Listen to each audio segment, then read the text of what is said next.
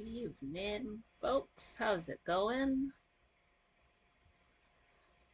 Pardon any lag while I get the screen set up. You guys know the routine by now.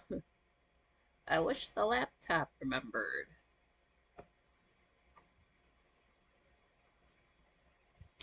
Get in closer. Get farther away. Now I'm getting closer. Okay, almost.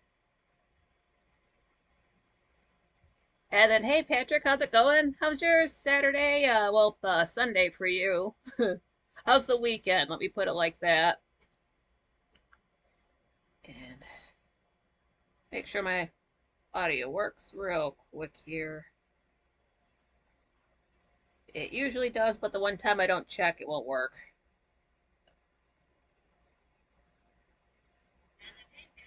Yep, that's me. Cool. Awesome, everything works. And Chris, how's it going? How's your Saturday? It's Saturday, isn't it? Feels like it could be Sunday by now. Yeah, computer says Saturday. I'll take its word for it. Oh man, yeah, it was as much as I was hoping like maybe it will cool down slightly for today. It's roughly the same, like temperature wise, humidity wise. It is what it is. It's okay. It's tolerable. It's not bad. It's really not even that bad with everything plugged in. Pardon me if I do look a little bit more tired than usual. Uh, I'm basically the same amount of awake, except my eyes decided somewhere around noon or 1 o'clock to stop for the day. Been resting my eyes a lot, so it's making me look more tired than I am, but I'm here, I'm awake. I would normally my eyes feeling the way they are, I would just smoke out on the balcony, but I had to go live today. I didn't want to quite do a smoking stream because what I want to talk about, I don't really have notes on. I'm just pulling from memory. And when I do smoke out on the balcony, it really does affect my memory. So it would just be more of me forgetting my words. And also forgive me if I don't project quite as loud. I'm getting a little bit of a extra buzzing in my ear today. When the tinnitus gets bad, it just makes everything sound like it's coming through a kazoo. So that's a me problem, not a you problem. I'll try to speak normally. If I'm speaking too softly, you can say something. I'll speak up. And smash that like button if you haven't already. You know you're gonna like the show. You know how YouTube works. Same with quite frankly, you just come in, drop your pants on the like button and sit down in a dry seat. Don't sit on any of the wet seats. Yeah, how's it going for Saturday? Do you guys do any weekend stuff, or is it just another day? Just another day that ends in Y. Saturdays are I thought that they were a little bit more uniform in that I can always expect a 4 p.m. upload from Gray Still Plays, and Saturdays and Wednesdays is when he uploads Grand Theft Auto, GTA. It's one of my favorite things he does currently. It's probably the most popular thing on his channel. So I think, okay, cool, I get to watch Gray, and then I'll eat, and then I'll go live. But what's been happening is 4 o'clock comes around, there's no notification. 401, 402, no chime. I'll actually go to the page, there's nothing there. Maybe he's waiting until 4:30, nothing. Maybe he's waiting until 5, nothing. I'm like, oh, okay, oh, thanks, Chris. Like, okay, he's not live at 5. Maybe he's waiting till 5:30 to drop a video. I guess it's getting awfully close to showtime then. But then it was I was like, well, Gray's not going live right after 4. Like, well, I gotta eat, so I ate, and then at 5:14, phone chimes off. Well, who else could really be uploading this time of day? Go over, and it's Gray Still Plays, uploaded his Grand Theft Auto video, and it was very good. So I did have time to watch it. His videos are less than a half an hour. They're like 20 minutes, 24 minutes, 28 minutes, 20 minutes. Depends what it is. They're not long videos. Oh, Patrick, I was just watching reactions to Anthony's 10-second songs. Ah, that is so cool. We used to do that in Anthony Vincent Music on Facebook. Oh, it's coming back to me now. Oh, yeah, whenever Anthony Vincent would drop a new video, we would, at least I did, a few of us did, recorded our reactions to it. This is back in 2015. It was a while ago, but we just kept it on Facebook. We weren't uploading them onto YouTube. I'm glad that exists, though. I want to look for that now. I am going to go back and watch all of the 10-second songs that were available when I found his channel, which he had not had his channel out for a year when I found Anthony Vincent. So there weren't a lot, but there was a good, chunk of entertainment there to watch. Oh, like Rap God came out, we did that one. Bad Blood. Um, we did our own version of Anthony Vincent's Dark Horse. Another one too that escapes me, but yeah, well, that just took me right back 9 years. I'll have to look for them, see if other people like Anthony Vincent as much as we did. That is so cool. But I wonder about with Gray Still Plays, because like I mentioned before, his channel's going to be at 8 million subscribers way before New Year's Day. It's like 7.91 right now, so he's going to hit that landmark. I know it's a business. So I wonder why on Wednesdays and Saturdays specifically those videos are not always on time. I sort of don't understand why they're not scheduled beforehand. But okay, maybe they're not scheduled beforehand. Maybe his people are tweaking them up until they go live, but they know the videos go up at 4 p.m. So what are they doing dicking around for an extra hour and a half before it goes up? Is it rendering? Is it like what are his people doing that these videos are not going up on time? And the reason why I'm sort of anal about it is my favorite channel. It is the one channel I keep up with as much as my own. But I think since I've been on YouTube now, actually uploading content, and I'm on the other side of it, in a lot of ways, I'm more lenient to other creators, whether it's Hollywood or YouTube. But in a lot of ways, I'm more, um, a little bit more demanding of the entertainment that's available for me because it's just me doing this one channel, so if something doesn't happen, it's all on me, so I can't blame somebody else. I couldn't. It's my face is, I'm the name of the channel, so even if I did have a crew, if something went wrong, I would be the one getting in trouble. Just that's just how things are. So I don't understand why such a big place like Gray Still Plays cannot have the videos go up on time. I know it's not Gray doing it. He's probably too busy to, sit there and mess with the YouTube studio part and upload and all that the time and stuff like that. So it's whoever's working for him. Who is this person? Like, they need to get on the ball just 2 days of the week, really. The other uploads can come up a little bit later. That's fine. I can watch them whenever. I do try to catch them as soon as possible. But if you want to be on the ball about anything for that channel for people who are not members, it's the Grand Theft Audio videos. And just put them up at 4 o'clock. I want to watch Gray, and then I want to eat, and then I want to go to Quite Frankly. I don't want to have to be on pins and needles at 4 and like checking my phone every 5 minutes. And I don't understand. I don't know what's going on down there. I just want them to get it together for those 2 days of the week. It's such a big place. I could understand like Frank going live late, but not Grace Still Plays.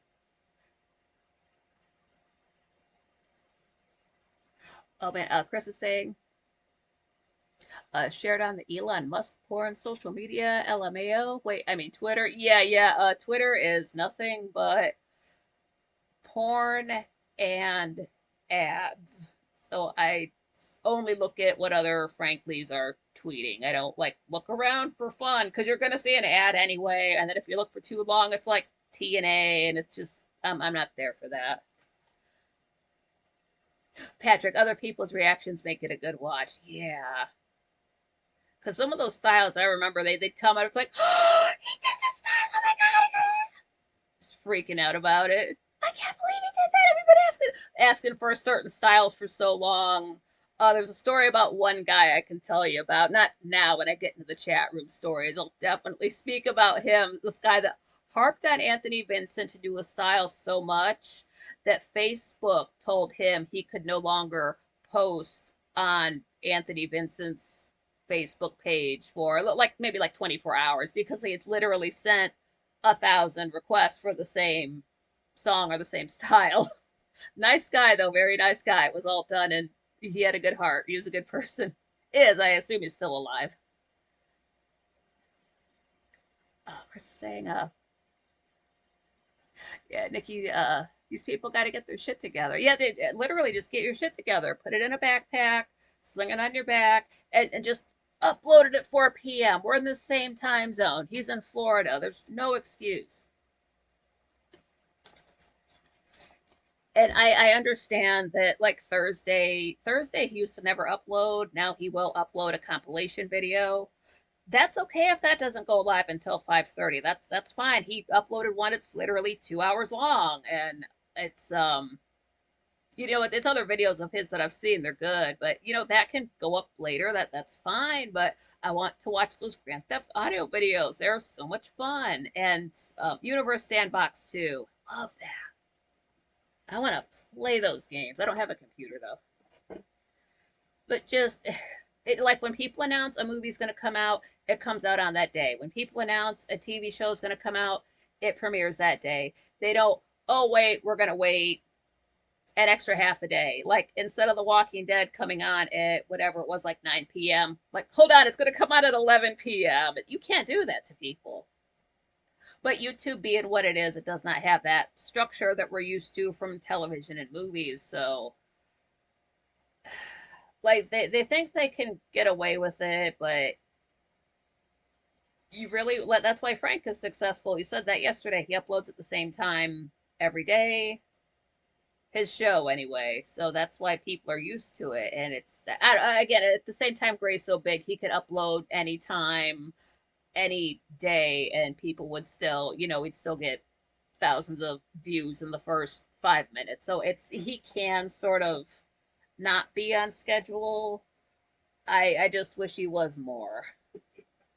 Having said all that, I don't worry about him. I know that's always something that it's just a tech thing. It's just, maybe the computer they were using was having an error. Maybe his internet went down for a hot minute. Maybe they're having a hurricane. I don't know what the weather's like in Florida. I know they get hurricanes. It could be all that. It's never an issue where, like, I think he's like sick or got injured, and that's why he's not uploading. He's too big to get sick. Out of everybody, out of Frank, out of all the Franklies, out of everybody, Gray is the one person I don't worry about, except for one thing. But that shouldn't come up. I kind of want to pinpoint when that started. But he'll be fine. The rest of us might not be okay, but he'll be fine. So yeah, and again, maybe that's just me being a dick. Maybe I should be even more lenient since I do know what it's like to be on the other side of it. But I kind of see like, okay, well, there's no excuse to not do ABC, XYZ. I could just be being a little bit too harsh. I accept that. But at the same time, you do want to be consistent. People need, especially folks like the less people have going on in their lives, the more they need those regular media things to keep them going. And like they should build up like that 4 p.m. muscle memory, the way Franklin's have the 7 p.m. muscle memory. That way every day at 4 you think, hey, I need to look at my phone because I know there's going to be an upload. Like I want to build up that muscle, and he's not letting me. I got the 7 p.m. thing going on. I want the 4 p.m. going on. He could help me out with that. Nothing else goes on at 4 p.m. I mean, other people do upload, but I turn off those notifications so they don't mess with the gray notification. Oh, I play Fortnite for the festival reason. Grew up with Rock Band and Guitar Hero games as a teen. I get the same way about a rhythm game streamers. Yeah, that's cool. I've never played Fortnite. I started with like the original Nintendo, square controllers. Then your hands would get the turn pink from holding that friggin' square for so long. And then a lot of Super Nintendo, original PlayStation. Um, right about the time PlayStation 2 came out, I was sort of too busy working, but I believe my boyfriend had it. So I remember playing a lot of Grand Theft Auto, like Vice City and San Andreas, but I wouldn't like do missions. I just wanted to drive around listening to the radio and shooting at people and picking up hookers and then running them over and getting my money back. So I just basically screwed around. But it was fun. And one of them had like the best, it was like 1993 music. So it was like the Snoop Dogg, like, back when gangster rap was coming out. They couldn't really have that in the game, but that was so good. Even the commercials were hilarious. And if I had a computer, that's exactly what I would do, is just screw around in Grand Theft Auto and do the exact same thing, but with higher resolution. I don't know if I can do the challenges. I would try, but you can also just walk around and screw around and laugh at stuff, and it's an open world game. I like that kind of thing. Oh yeah, Chris. Yeah, my dad still has the original NES you're talking about. I grew up with that and Sega. Yeah, yeah. My friends had Sega, so we'd have to go to their house. They were just next door. We'd play Sonic. And then when we wanted to play Street Fighter, we'd go over to our house and play Super Nintendo and go back and forth with that. And then I did get into RPGs with the Final Fantasy VII. So I'm not I will play role playing games. Shooting games are fine. Only play Tomb Raider. Got most of them. Tomb Raider. Yeah, that's one I never like. I know of it. I didn't play it. I'm sure my guy friends did because of the character. The way Laura Croft looked back in the 90s with the like blocky chest. But then aren't they, didn't they do like a remake or a TV show or something? And they're like, I just assume they just made her look boyish now, whatever they're doing with it. She's not going to look like Angelina Jolie. I don't know the Tomb Raider series that well. And I would like to go back and play Final Fantasy VI because of the villain. Have not played. I played 7. I told you about that. I mean, I love 7. I choked down 8. I started 9. I didn't finish. I don't know why, but I enjoyed that more than 8. So RPGs are fine. I played a, what was it, Super Mario RPG on Super Nintendo. That was like officially my first RPG. Dandy, what's up? Oh, we had Pong when I was a kid. What's up? Pong is cool. Yeah, gotta love those blocky boobs from the 90s. LMAO, yeah. Everybody was super blocky in the 90s. And we were damn grateful for it. Well, that was okay if like the characters were blocky, because then you would have the cutscenes with the better animation and the at least the fighting. I guess people can't choke down turn-based fighting anymore. And then I heard in the Final Fantasy VII Remake they got rid of materia.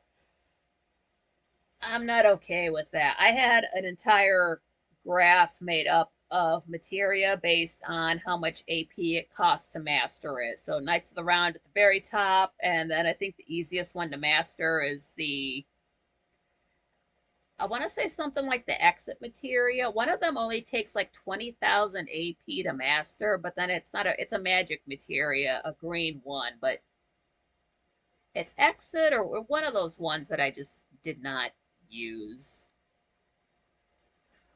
But the best, I didn't use, I don't have to use um cheat codes in Final Fantasy VII for anything. I can make my own money, and I'll tell you the fastest way to do it.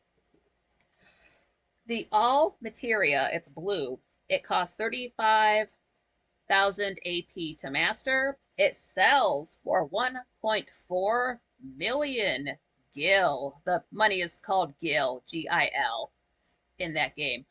That's the best AP to payoff ratio you can get for any of the materia. So what I would do is you have 3 characters. Everybody had 2, so I would master an extra 1 or 2 more.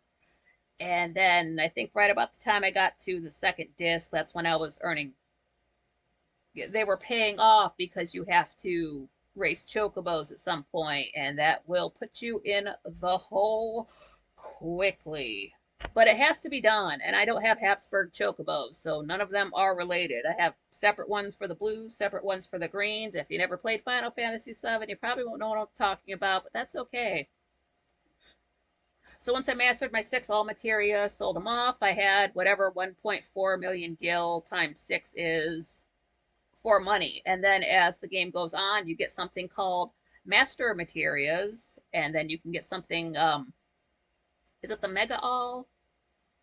What I'm getting at is you don't need those extra all materias that I get for my characters, so eventually I end up selling, I don't know, 9, 12 of them, so I've got millions of gil, and I never have to worry about money. And I grind a lot for, I don't rush through it. I grind a lot to get up my character up to where I want them, and so I'm not struggling. Yeah, a couple of films and the graphics are greatly improved now. Yeah, it's all seamless with the video games. It's like the character almost looks the exact same way they look when they're fighting, the exact same way they look in the cutscene. So they're much more fluid now, but I don't know how they are as far as storytelling goes. I just know the graphics have improved. But yeah, have you guys seen any good movies lately? They don't have to be recent movies. It can just be a movie you've seen recently. It can be an old movie. You know me. I don't see any of the modern films really. The only one I'm interested in is the I don't know the official name, but the Joker Part Two. The oh goodness, Joaquin Phoenix one. Cause I saw that. I liked it. It's good. And then they announced they're gonna do a second one, and then they've got Lady Gaga in it. Um, doesn't matter the way I feel about her, I would still want to wait to watch for Joaquin Phoenix because I like the movie, but that's getting way far ahead. I have no idea when that comes out, or if it comes out, or if it's in post production or anything like that. So when I'm watching movies, it's stuff that's on Tubi, which is a free app. That's the one you can watch Dark Shadows on right now. And then I do still have Netflix. And I kind of go back and forth about getting rid of that, but that does have a 2 or 3 movies that I've watched recently that whenever I want to watch something, I go to Tubi, and if it's not there, I will go to Netflix, and sometimes they just, neither one has what I need. Oh, Dandy said, I read the book where the crawdads sing and had to watch the movie. I'm reading again thanks to Frank. Awesome. Yeah. Yeah, if I read a book and then they come up with a movie about it, then hell yeah. That's why I went to see Hannibal Rising. Book's better than the movie, of course. That's good. I want to read so bad. Can't even look at my phone. I just miss holding books. I don't miss holding my Richard Burton book because it's so heavy, but maybe my arms are getting stronger.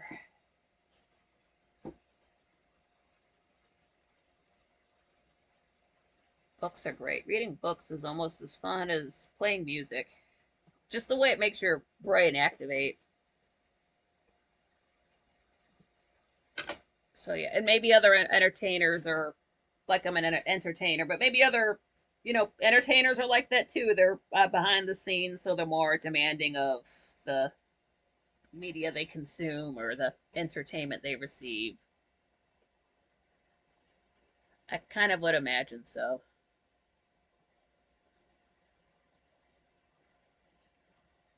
I was gonna say the Lord of the Rings, but I watched the movies first and then I read the books a few years later. But literally all the details you see in the movies are in the books. Like it is described as spectacularly as the way it looks. Rivendell, it's all in the pages. Even when it's just Sam and Frodo and it's just nothing but gray and rocks and they've got Gollum with them and it's just so dreary.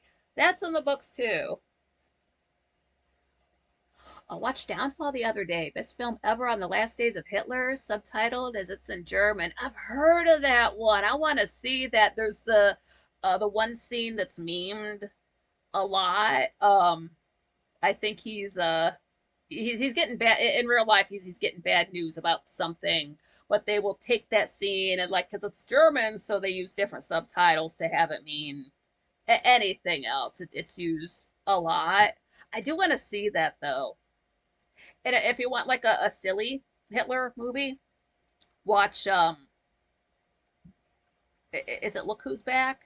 I believe it's called. It's the title is German, but then they use an American title and it is subtitled. It is I watched it like 10 years, not 10 years ago, but I watched it a while ago, so I'm just pulling from memory. It's like it's modern day, so it was like 2014, and this guy who looks an awful lot like Hitler is in Germany, and people are like noticing really hard, and it's like it somehow is Hitler. So he's like going out in public, and you're thinking, oh no, there's going to be riots, there's going to be cops, it's going to be crazy, but it's just like regular folks and like teenagers, like, oh my god, look, it's the guy, come here, and they're like taking selfies with them, and like just treating him like a guy. And it's fun to watch the German people in that movie talk about what they dislike about their country. Because I thought it foreshadowed what was going on years later when I watched it, but if you were to watch it now, it's a lot of foreshadowing of as to like current events, I'll put it that way. A good film. It's mostly a funny film, but there are like serious make you think moments because you're not just like, ha ha ha, there's Hitler. It's like, no, this guy did some bad stuff we've got to low key acknowledge. And then I wonder what it was like to film something like that. Like, yeah, we just got this actor who looks like Hitler in Germany. Calm down. All right, we're on 200 books on Audible. Audible's cool. I've got some Audible books. That's how I got through Song of Ice and Fire. Oh, it's on YouTube for free. Cool. Oh, Downfall is. I'll remember that. I don't even have to write that down. I've been wanting to watch that. So yeah, I did want to mention Mae West because they do say, like, if you look her up, it will say her birthday is today, the 17th, but I have heard from other sources that her birthday might have been, like, let's say August 13th. And then anytime somebody is born around the turn of last century, sometimes it gets hard to pinpoint exactly what year they were born. So, but she was a Leo, so we'll take that. And I have mentioned before, I've seen most of her films, even Maya Breckenridge. That one's available also on YouTube for free. Don't pay to watch it. She's not, I was watching it for her. She's not in it a lot, but what she is in is very good. Her sense of humor would jive with us because you could not be raunchy with your jokes. You could just be more suggestive, but that flies. You don't have to be raunchy and super sexual about sexy things. But this chick, she's American, and I was going to read up on her biography again today, but the eyes were not cooperating. So I'm just going on memory. But she had been raised by, well, both parents. Her father was a Scottish boxer. And then this chick got into, she did the vaudeville thing. And she wrote some plays also that she got, they warned her, like, if you put this play on, we will arrest you. You cannot talk about sex in the theater in the, early 1900s. And she didn't care. She did it anyway and got arrested and then got right back out and just wrote another play and just kept it going and did it like that for a while. And then her first film, it's sort of a, she's not in it a whole lot. It's not bad, but I remember I first put it on. It's called Night After Night, and it's like, okay, bring her on. When is she gonna come on? Get to it. Who are these other people? I'm starting to not care. How long is this film? I was just being impatient. It is a very good film. When she does come on, then they start using her more. She's very funny in it. But Mae West, of course, as you know, she's not a stick. She's a curvy lady. Dangerous curves, one of my favorite road signs. But she could, not making fun, but she could throw her weight around because she could act, she could sing, she was talented. She wrote her films, she wrote her dialogue, she wrote the songs, and maybe nobody was man enough to say no to her, but she got let me stutter through that sentence.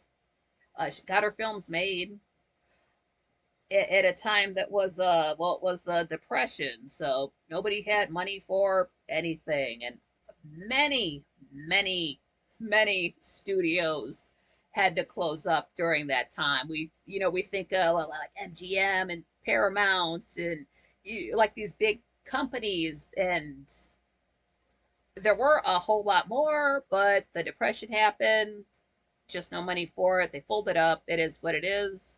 And Paramount was facing the same thing.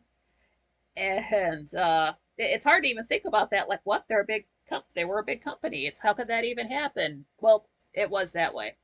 And then she did a movie called She Done Him Wrong. And it is, last I knew, it is still on YouTube. The thumbnail for it is yellow. It's like her skin is yellow, like a Simpsons character. I don't know why exactly they did that, but it catches your eye. So you can watch that right now. And it's short. It's at the most, it's maybe an hour and 5 minutes. All of these films are quite short, but they're very entertaining. It is so good. It's funny. It's silly. It's got intrigue. It's got sex. It's got songs. It's got violence. No spoilers. It's got Cary Grant. And if you're thinking, like, how can a film save a entire film studio? You can watch it after this and see it for yourself. It's that's all I can say. I couldn't tell you exactly like one thing the audiences liked about it, and that's what got them to go back to it, because she'd been in another movie before, but that saved Paramount and they liked her, so they kept her around, and she did a lot more films that are all of them I've seen are good. I don't care for my Breckenridge. I do not. And it's, you know what? Maybe if they got rid of that guy walking around with those spurs, it would help. Hard to say. If I could get an edit of that film that was less noisy, maybe it's better. But if you just watch it for her, she's doing the same style of comedy from the 30s in, like, when did that come out? 1969, 1968, late 70s. Or sorry, late 60s, early 70s, whenever that was. It's cute though, because it's not it's almost like cutesy, like the jokes that she's making. Like, you can be a little bit raunchier in this day and age, but she's not. It's classy.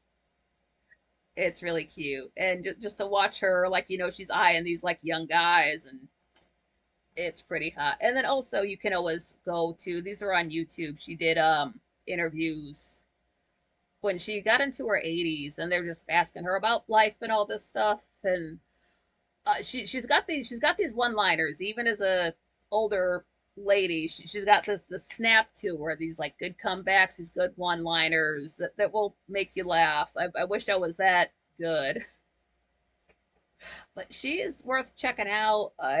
Even if you are not into, say, movies from the 30s. I mean, they're funny. They're not bad films. I don't know why you wouldn't want to like them. A few of them are online. I don't like that extra hiss from older movies. And at the time, I was working at a job that was killing my hearing, so that's why I bought the box set, 9 films. I don't know if this will come up. The back.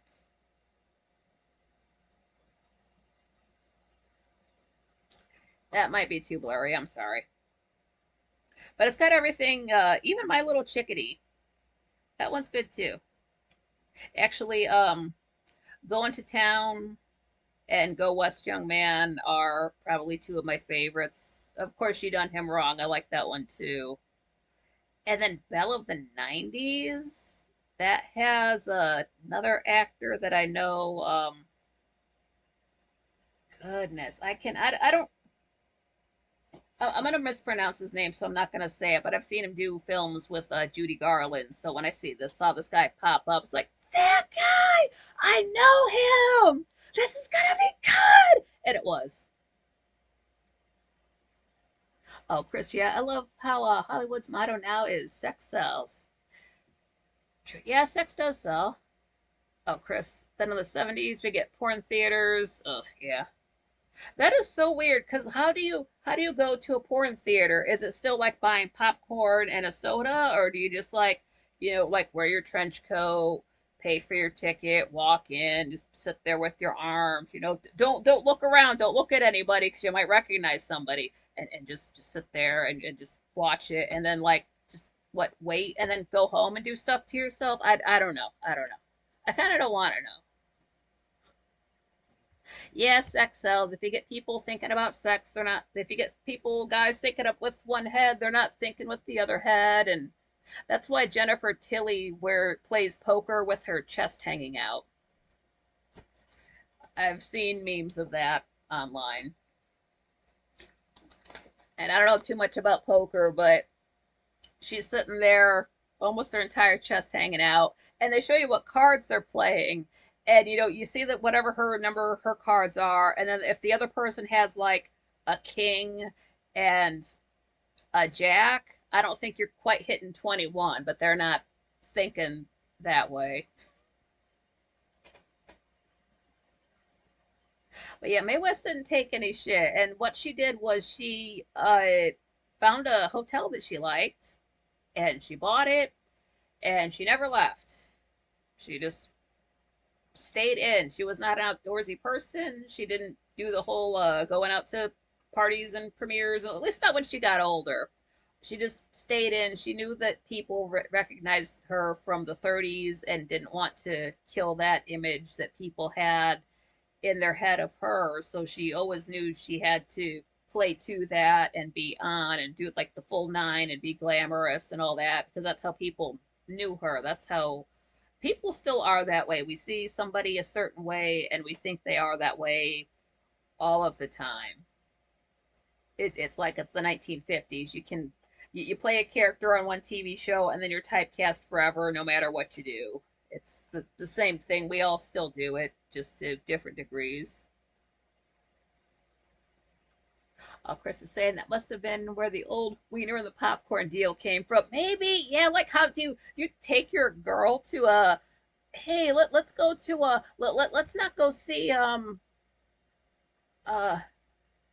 Planet of the Apes. Let's go see porn. Come on, honey. I'll buy the popcorn. You go ahead, have as much as you want.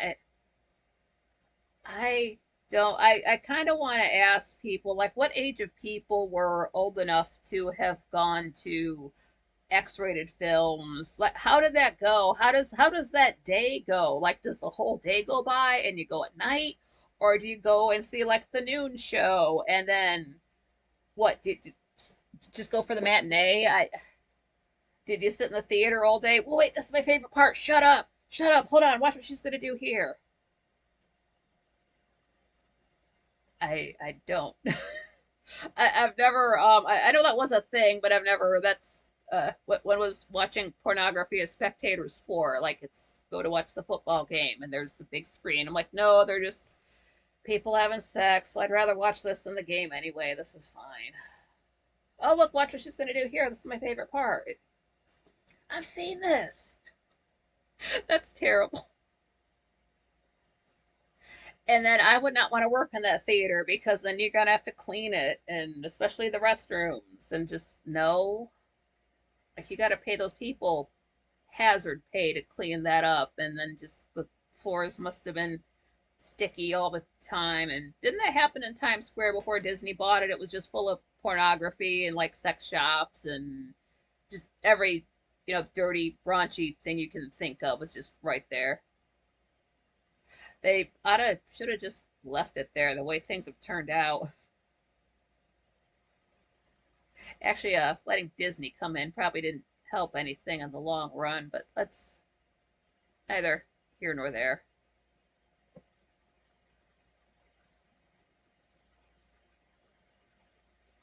I was going to speak about it. One of the people I follow was talking about this Disney backlash. Some actress didn't like another Disney actress. I'd have to watch the video to really speak on it. I think they're just causing drama, not getting along because Disney is just so bad lately. Nobody's going to just see the movies on their own merit. They have to, drum up drama to get people to go into the theater at all to watch their eh, what is it, Toy Story 6 they're on now or something like that. Have not seen any of the Toy Stories. It was overhyped. The first one was overhyped back in the day. I've heard the third one's good. Uh, yeah, that's all I got. Not in a hurry to watch anything with Tom Hanks in it.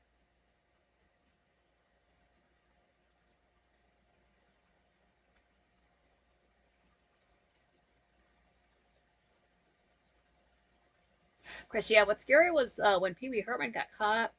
Like, what's worse than being there? Or the fella staring daggers through his soul during a porn movie. Yeah, see, I never, because I was a kid, all I knew was that my show was no longer on the air. Children do not watch the news. Children do not know what porn is. They shouldn't. At least I didn't at that age. They shouldn't know what porn theaters are. I didn't know about any of that stuff. All I knew was my show was not on the air any longer. And what's up, Jenna? I kind of think they should have let it alone because if they didn't say anything and just let the man keep his job, that's fine. But then if you fire him for doing what anybody would do in the privacy of their own home, then that's kind of like now with the pronouns. You're forcing children to think about sex. And it's not like he was in character. He even said, he's like, everybody recognized me as Pee Wee until one day they recognized me out of costume. um, Hats Off Entertainment did a really good piece on Pee Wee Herman, Paul Rubens, not too long ago, within the last couple of months. I think it's called The Man with the Bow Tie, something like that. It was really good. It gave me the chills a little bit. I might have shared it as well. Hats Off Entertainment does good work. There, you can tell he covered I think that's the same channel that covered Planes, Trains, and Automobiles, like missing footage from that film. It seems like that movie in particular is like a passion for that creator, and I'm sorry to say I don't remember it because it's been so long. I am meaning to watch it again, but I'm glad. I love when somebody loves a movie that much. They want to find like this is the street they shot this on, and he went there, and it's like here's the street where they shot this. Here's the building where this used to be, and it was converted in this year. But you can tell from this shot, it's the same. Like the way he just loves that film and wants to find all the places it was shot in. It's beautiful. I love that.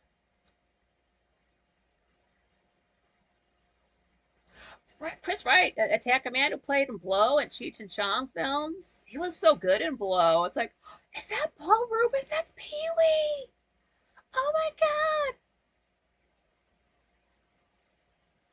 Yeah, and it was a sad day when he did pass away. I remember that because it was just like last year. Like, no, we lost our Pee-wee. It's not like he was even that old, but I guess what had happened was he had because he'd come out with like that Pee-wee's he did like a movie for Netflix in maybe like 2016, and then nothing else happened, and I was like, why not? And then that documentary was like, well, the next year he found out he had cancer, and then you just health got worse and like that. So it's nobody's fault. But it was I think I did mention before, I forget if I did or not, but when he was making that film, at some point the director kind of pulled him aside and he's like you don't quite get it. Every single person working on this film grew up with Pee-wee's Playhouse. Like they were all just that age, so they would have been around my age.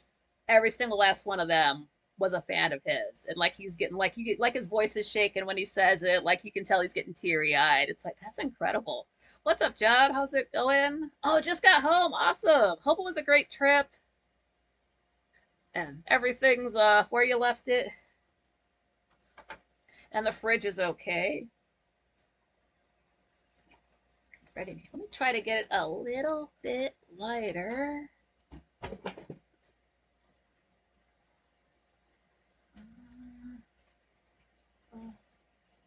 Let's see what. Yeah, see how far that flies. That's okay. I've got less in the window, but more darkness behind me. Hopefully it will work out. And I look darker for me, but I'm gonna look lighter for you. Uh, Long day, yeah, traveling. It's plus going through like the different time zones. That's gotta be a trip. Like oh no, now it's later. Am I supposed to be an hour tired or what do I do? Chris, we lost Richard Simmons, and now I'm sad I'll never get to see him play Gene Simmons from Kiss in a biopic. Uh, damn, that's right. Yeah, we did lose Richard Simmons. Damn, they'll have to take Richard Simmons and superimpose, or like get an actor shaped like him and then superimpose Gene's face to get the effect. Oh, cool, Dandy. I have Pee Wee action figures with him on his scooter in my kitchen. Ah, that's awesome. Yeah, that is so cool. And then, like, when he talks about doing Pee Wee's Big Adventure with, like Tim Burton, who's kind of unknown at the time, and Danny Elfman, who was kind of, slightly known at the time. And, oh, it's such a good, and it's a short, it's got to be less than 30 minutes. They get a lot of information in there. So I have watched, let me see here. I didn't write down. I remember this because I just watched it the other day. This was over on Tubi. That's the free app. This is a Mel Gibson film from 2006 called Apocalypto. Now, I'm not gonna lie. I have had it in my list for a while to check out. And but be honest, I was just there for James Horner. I'd never heard his score for that film. I was slightly interested in the film, but I was there for James. So I put it on. It's like 2 hours, 18 minutes, which is fine. Oh, Jenna, oh, I have a Bob Ross ornament hanging on my desk. Oh, Bob Ross is great. Bob Ross's like channel, his YouTube channel is often like streaming old episodes of his, so you can just put it on. He's like, painting Happy Little Tree or painting mountains, stuff like that. So like that channel is always active. So spoilers for Apocalypto. If you haven't seen this movie from 2006,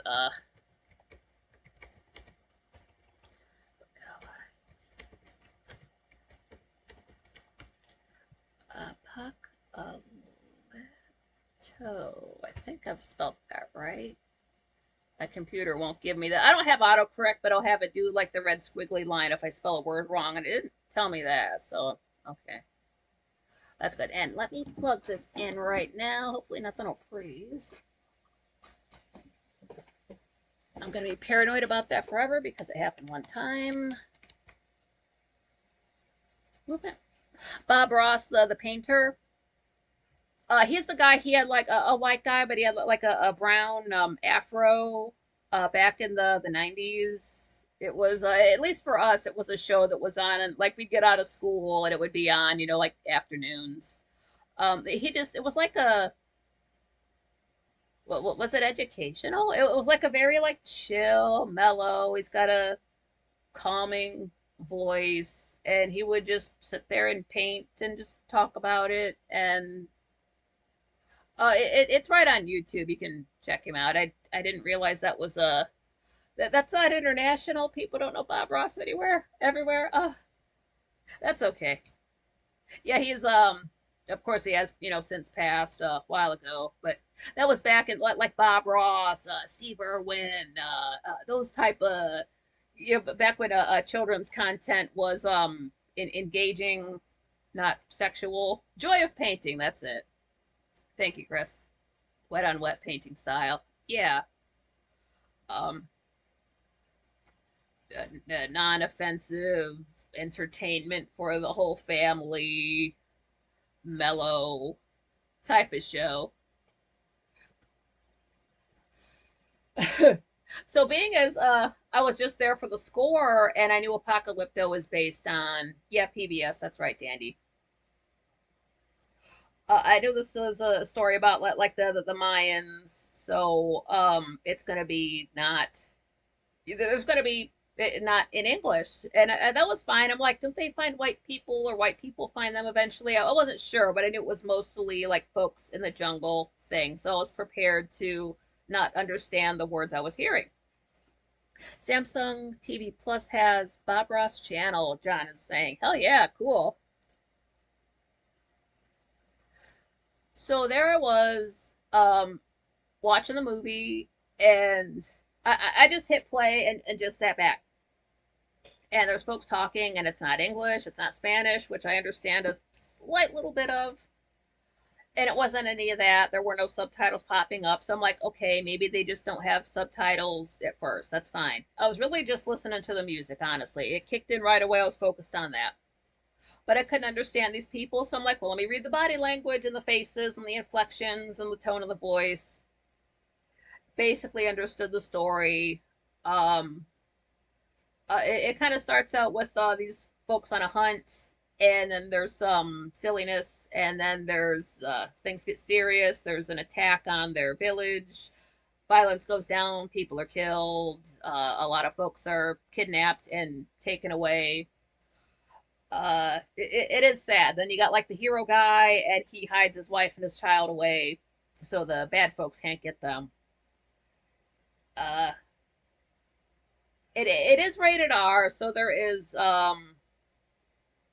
it's not but like there is violence, there is some nudity, nothing too overtly like like there's violence going down, there's guys snatching up women, so I'm thinking, oh no, I know what that's about, but it's not like they're showing violence on women, let me phrase it that way. They're not being graphic about it. It's implied, they're not shoving it in your face, but we know what happens. um so they I'm not laughing at what happens. I'm laughing at what I'm going to say later on, because it gets, like they take these folks away from their home, they take them across the river, they take them to their place where they're going to be, it's like a city made out of stone. They've never seen stone cities before, and that's where, you got the big old temple with like the blood coming down the steps and like the head rolling down, and I'm like, oh shit. And at this point, it's about an hour into the film, and I'm like, damn, this is crazy. I still don't know what anybody's saying. Wait. So I go over to the extras where you can have subtitles, and there's English, and then there's off. It was set to off, which is where it usually is. So I switch it over to English.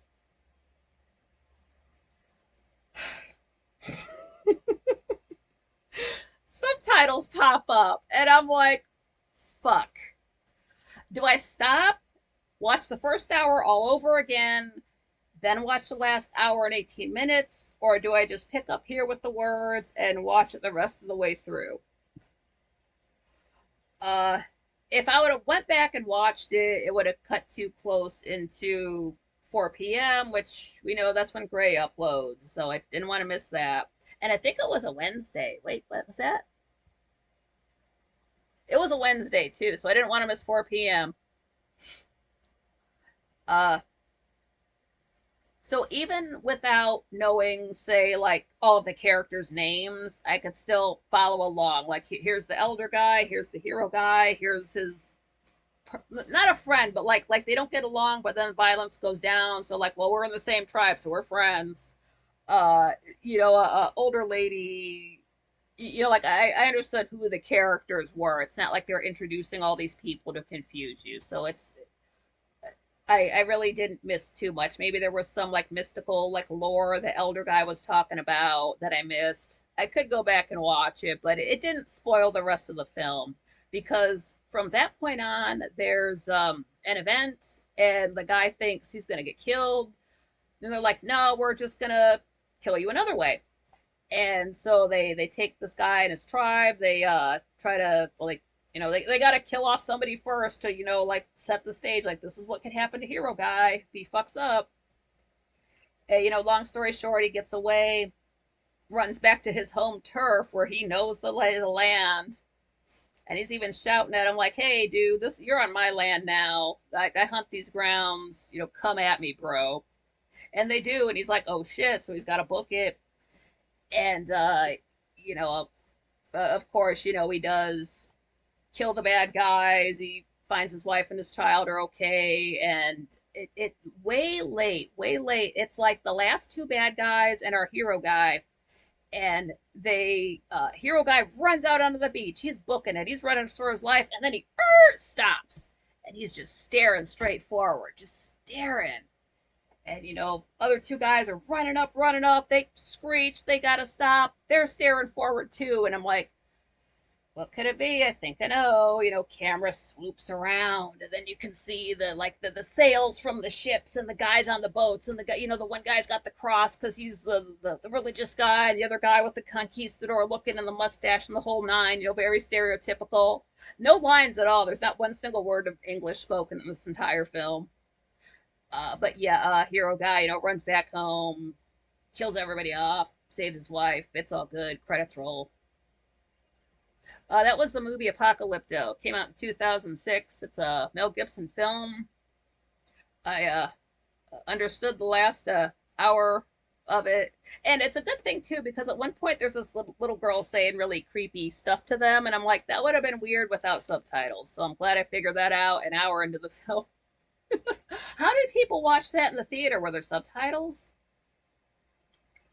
I honestly didn't feel like reading, so I didn't feel bad about missing the first hour of not reading. Jenna, we're just talking about movies. If you've seen any good movies lately. Yeah, just talking about movies tonight. Just seen a few movies. Just want to talk about them while I can still remember them, since I'm just going straight off memory tonight. Because my eyes did not want to cooperate at all today. And then that just makes you feel crummy. So I just, yeah. So I mean, like if you've watched any movies lately, we can talk about that too. But I'm just most of the stuff I'm mentioning you can watch on Tubi for free. You don't have to have owned these movies. Last I saw, Tubi has The Mummy, the original OG Mummy from 1999, and I know we talked about being able to watch a movie together. So just like a ghetto way to do it, just my brain trying to piece it together. Okay, everybody get on your device, go to The Mummy 1999, and at this time we're all gonna press play, and then we can watch it together. I don't know how that would work, but that was just the first thing that came to mind. I was surprised I saw it there. I like comedy and romance too. I I took a quiz once that I thought I was more of a comedy drama type of person, but I, I think the first thing that came up for me was like drama, then action, then comedy.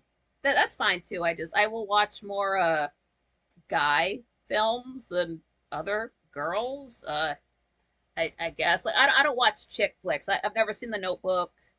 I don't know those like Lifetime movies that Frank watches. Uh, I mean, I have seen some chick films. Don't get me wrong, but I don't like go out of my way to watch them. It's unless there's I follow actors or composers. So if an actor's in a film, I'll watch it. Doesn't matter if it's a kid's film, doesn't matter if it's a documentary and they're just narrating, I'll watch it. So if they do it, I'll check it out. Um, then I don't know if you guys have ever seen, so that was 2006, so this is a movie from 1995.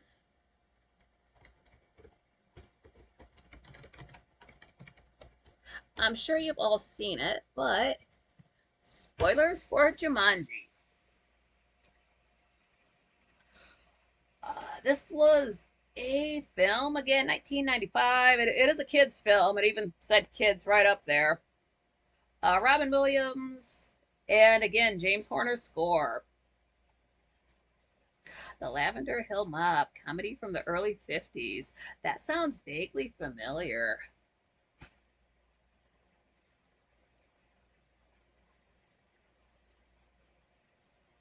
And Jumanji is odd score wise because I don't know why, because James Horner in 1995 did Braveheart. You know Braveheart.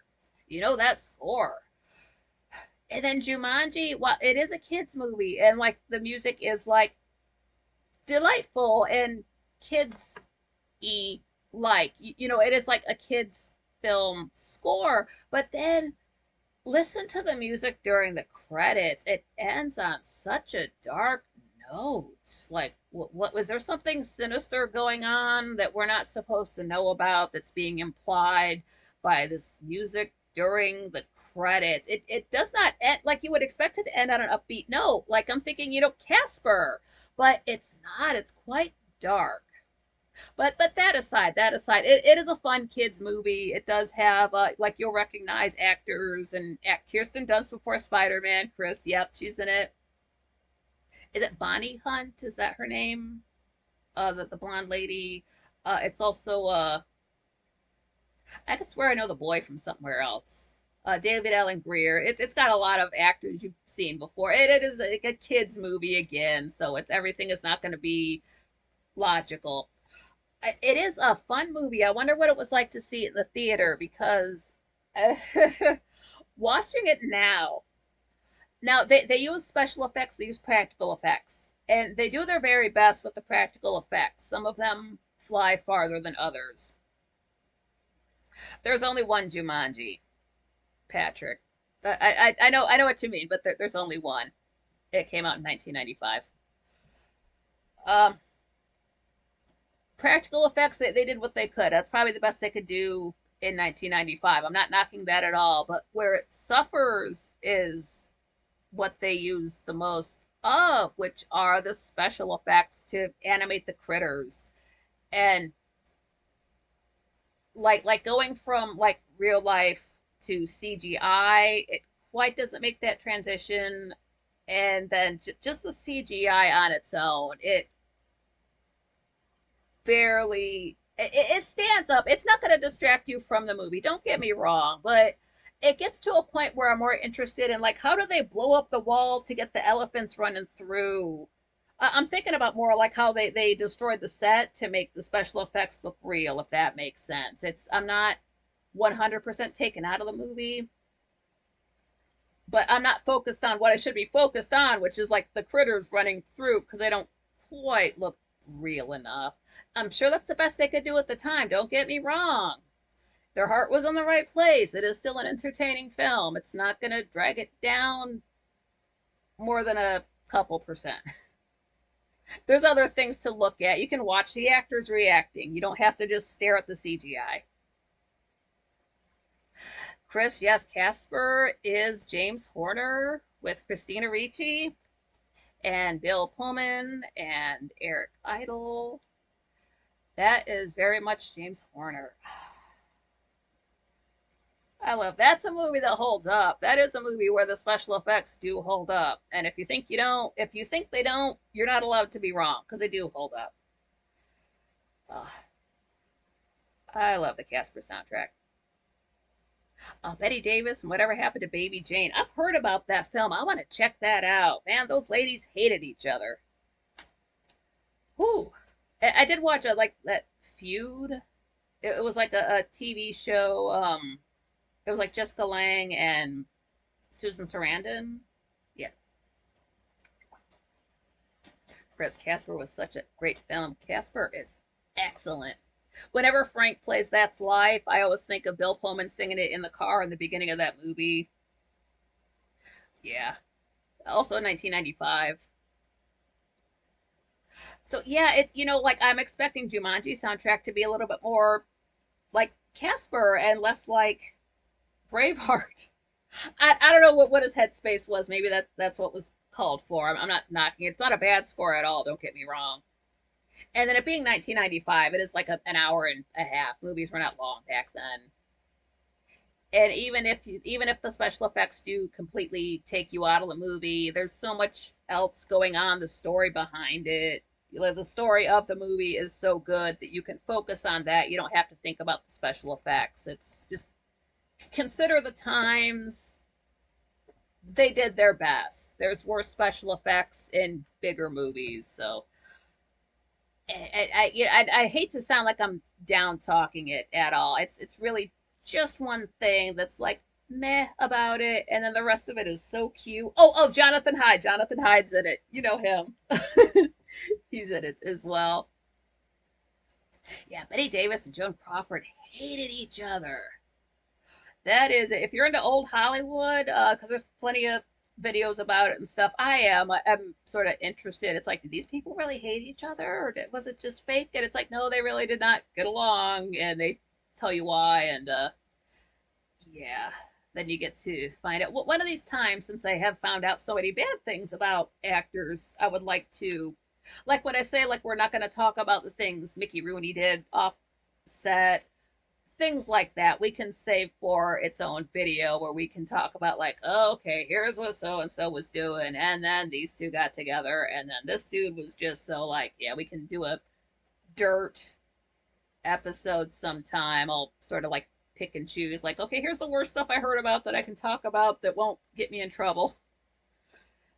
Yeah, like things Joan Crawford did. We'll talk about things Marlena Dietrich did. Won't talk about stuff like that. Just saying. Um, since we know, people aren't, nobody's perfect, and they're part of that. It does happen. Gotta take the bad with the good, like Charlie Chaplin. All right, now this is. I had never seen. I believe this was on. This might have been on Netflix, so I do apologize that it's not just. I mean, maybe it's available for free somewhere since it came out in what, 1994? Damn. Okay. Proper punctuation. Okay, now I knew of this film and The River Wild, Meryl Streep flick. It also has Kevin Bacon. It has John C. Riley. Yeah, hey Hollywood tea spilling party. Yeah, I've heard enough stories and back stuff. I could get enough together for a 2 hour show sometime down the line. That can happen since I do like finding out the dirt and telling people about it. So I had watched. It was still on composers. This is a film scored by Jerry Goldsmith. So I had watched. It's on YouTube. It was I believe this was recorded at Abbey Road. He was scoring just a part of a scene, and it was, I swear it was like a 2 hours, not 2 hours long. It was a two-parter. It was maybe an hour long, and it's just like him conducting the bit. They record it, go watch it in the viewing room, and it's like, well, I think these should happen sooner. Like, cut this out a bit. Okay, go back in the room, conduct the bit, do it there, and just doing that. I'd never seen the film. I didn't know the scene. I didn't know what was going on, but it's Jerry Goldsmith. I'll watch him do anything. And I guess I will watch a conductor swing his arm around for an hour conducting. That's nothing to me. And just turn the page, turn the page. Patrick watched a few French films, can be very atmospheric. Yeah. It's like, ooh, this film is moody. Like I'm feeling ways about stuff that are just not on the screen. I like when that happens. Like, why does this movie make me feel this way? So the River Wild is it's this lady. She's got her husband and her two kids, and her and the husband are just not getting along, just leading different lives. And then it's the boy's birthday. It's the boy, the kid from Jurassic Park. I forget the actor's name, but you recognize him. So they're gonna do a rafting trip because that's where she grew up, and the dad's like a city-fied, works in his office building, just not interested. He's too busy. So she's like, well, I'm gonna take the boy and the girl. We're gonna go have fun for his birthday. You have fun at home. And, go out. They're out on the river. Meet this random dude, Lollapalooza hat, Kevin Bacon. He's friendly with the little boy. It's like, hey, I know that guy. And basically the dad shows up last minute, and it's like, well, what's this guy gonna do?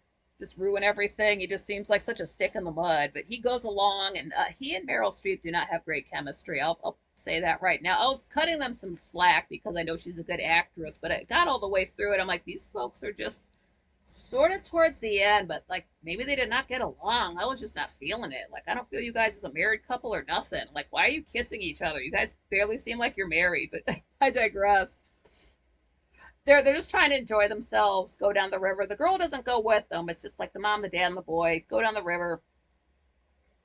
And then it's Kevin Bacon, John C. Riley, and a third guy that he's just not with them very long. He kind of gets discarded along the way. And basically, you find out these guys had robbed a place, so they've got all this money on them. They've got their weapons, and they think they're gonna get downriver to avoid the cops because they think the cops think they went up to Canada, but instead they're gonna head south, so they think they're smarter than the police. And that's their plan, but they don't know like rapids. And I swear watching this film gave me an arm workout because like just the rowing and the paddling and just the water and the splashing and crashing and all this stuff, it's like I'm exhausted and I'm laying down. Just stop, just rest. But it is a good film. It's exciting because you don't know how violent things are going to get. Um, at least I did, and I'm like, you know what? Is this guy like a creeper? Is he just after the mom? I don't know where these people are going. Like, oh no, is this person gonna die? Like, what? You just don't know how violent it's gonna get. And one thing I did notice, and cheers to them, as violent and as scary as things are, I really don't think there's very much swearing. And I mention that because if it was a modern film, it would be like, oh, get in that fucking boat, motherfucker. And, like it would just be flying out with the four-letter words. Whereas this, it's just not. And it's like, wow, just that long ago, we were able to be like threatening and violent without having to swear every 3 seconds. So I like that aspect of it. And then it does come down to the end. They've got to go over these dangerous rapids that kill people. It's got Benjamin Bratt in it too. I almost forgot. I know him from Law and Order. Um, has to guide them through these dangerous rapids that kill people, and hero dad ends up saving the day for them, and it all turns out well. Music swells, everybody loves each other, they go home fine. It doesn't sound like a lot happens. It's just, a lot of it, like this, wherever they shot it at, it's lovely. I don't know, Montana, wherever they shot it. So you feel like you've been outdoors all day when you haven't been. And of course, the score is amazing. And then it gets to that scene that Jerry was scoring in that thing that I saw. I'm like, I see now. It's not that long. It's just a little bit of the film, but I'm glad they did what they did. Because I was thinking at the time, I'm like, hold on, because whatever Jerry makes is amazing. So he writes his bit, and then they're like, well, it's too long for the scene. So I'm thinking, okay, call everybody up, reshoot the scene because Jerry said he wants it an extra second longer. But they got it just right. It's a great film. Check it out if you are able. It is worth looking at. Very pretty film. I like that quote, Dandy. Yeah, that's quote on Joan's death. You should never say bad things about the dead, only good. Joan Crawford is dead. Good. Classic. Yep, that very classic. Very classy. Yep. Composing I get, never understood conducting. Though how are they able to watch the man who's swinging his arm around, fanning the far out of his personal space while reading the music? Because they're also like ahead of the beat. So, like goes up like that, then wait like a second, then the band comes in and it's loud. It's like I don't quite know. I don't know, of course, all the terms and stuff. I just learned from through observation. But like watch the conductor, and then how do you conduct somebody on a piano? Because like you got your that would be a pain. But like yeah, you've got to watch the guy swinging his baton, and you have to also be able to sight read better than anything because you're getting all of this material in front of you. You didn't get a chance to study it, and you have to be perfect. It's intense. It's got to be so intense. They're probably not paid enough for what they do. And then yeah, Chris said Robin Williams at his best in Jumanji. That's true.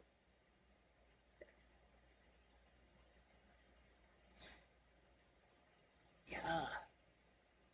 What did I read about? I think it was Harpo Marx's son talking about the first time he got up there to conduct, and the people in they knew to ignore him because he didn't know what he was doing, and he got through it. The original The Day of the Jackal is a top film too. Look at that one, Day of the Jackal. See if I can get it lighter. Just a second here. Yeah, I'll tell you, I don't know how to do intermissions yet either. Hold on. um, maybe. Maybe. How's that look?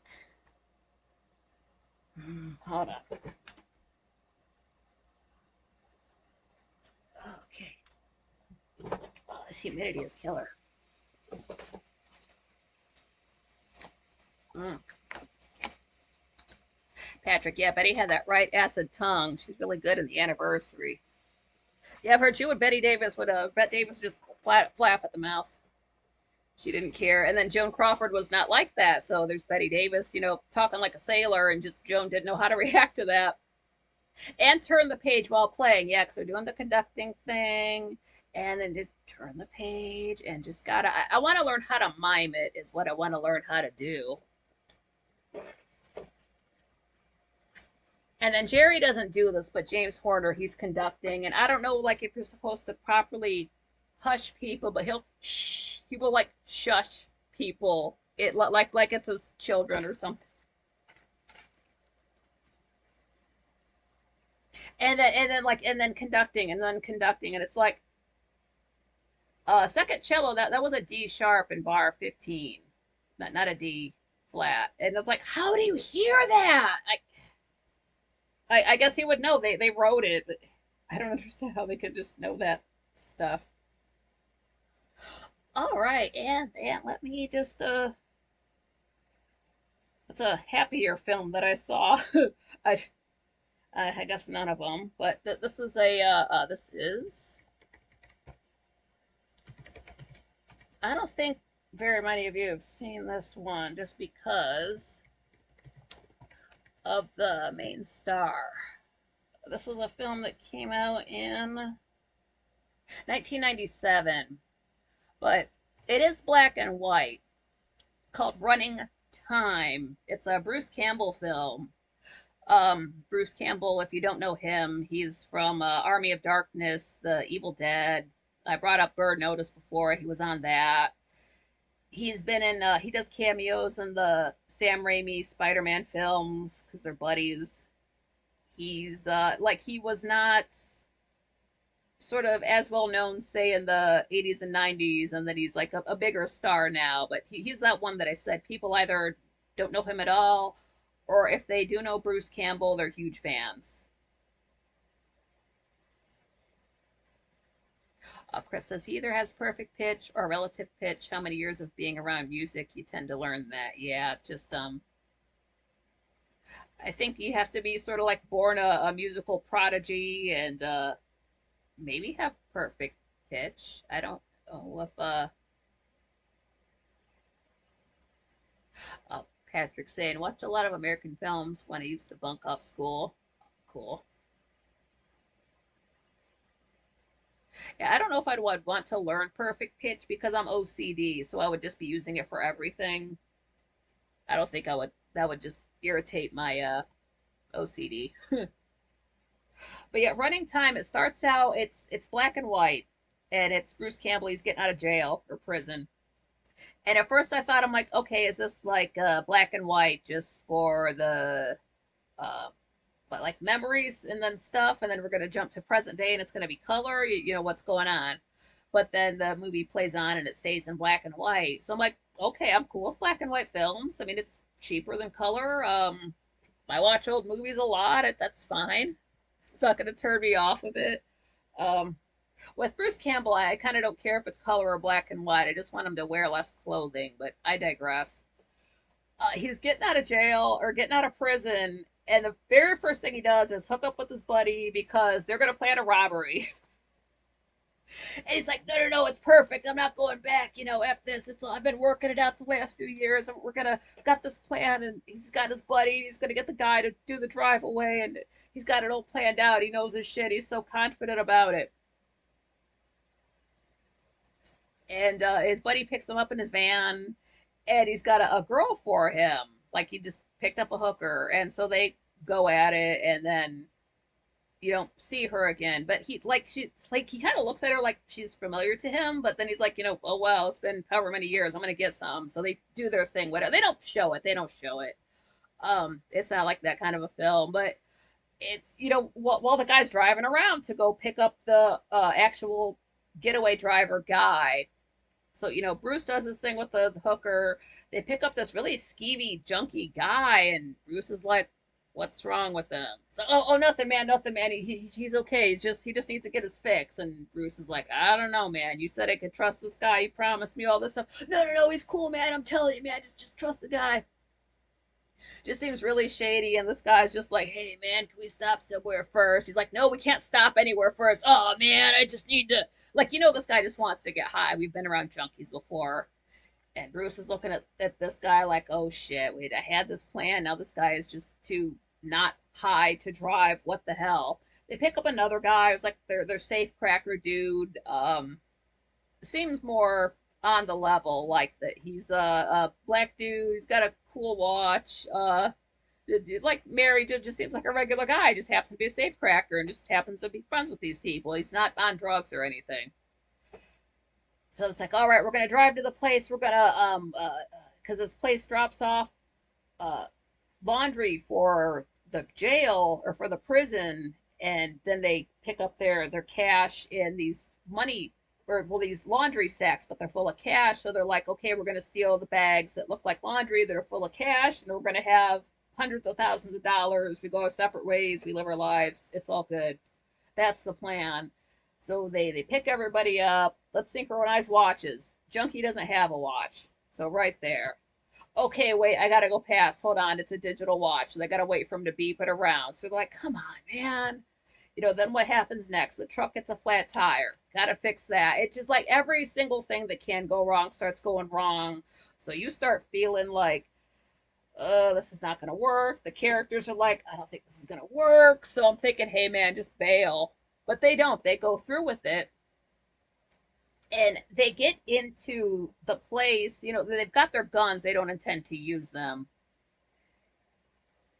And like things keep falling apart. Bruce is arguing with his friend the entire time in front of the hostages, and then like the one lady has to use the bathroom. The other guy starts having a heart attack because he's overweight, and then they start hearing sirens. It all just falls apart, and they all got to get the hell out of there. Eventually, the one guy who, Bruce's initial friend, who he thought he could count on to organize everything, he accidentally shoots somebody. So it's like, well, now we've got to deal with a murder charge. Great, we're really in trouble now. Thanks a lot.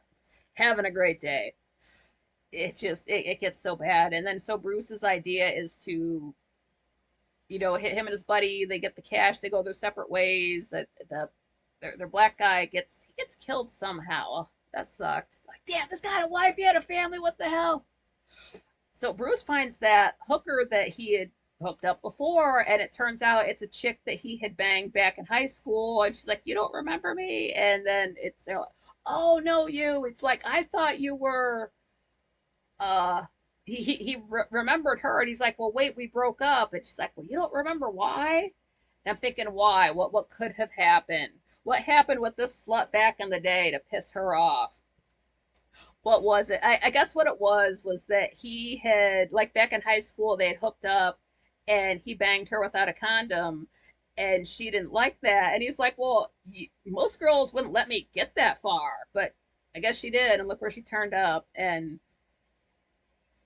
long story short, they just end up together, running off together. It's weird. It's oddly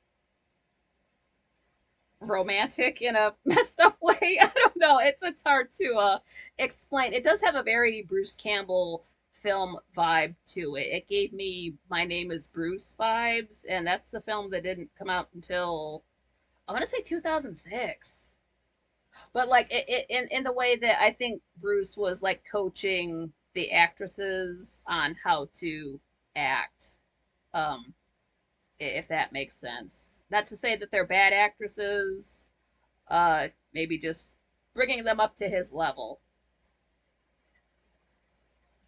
There's our YouTuber Rick Beato. His son has perfect pitch, and Rigby Otto can play any chord, and he can call out every note. Chris is saying, "Holy shit!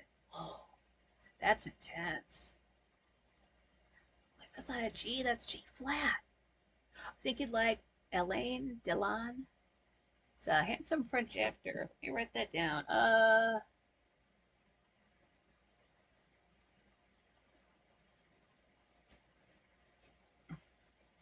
Chris Damon want to be hot. Want to be to drive high. I mean, too high to drive. Too high to drive. Oh man, I can be too drunk to drive. I don't think I've ever been. No, I can get too high to drive. That's true. Don't get high. Don't waste your buzz on the road. Put it like that. And then Running Time, came out in 97. So it's, oh, this is what it was. It's filmed in LA, and it's so clean. Clean streets in LA. I know, right?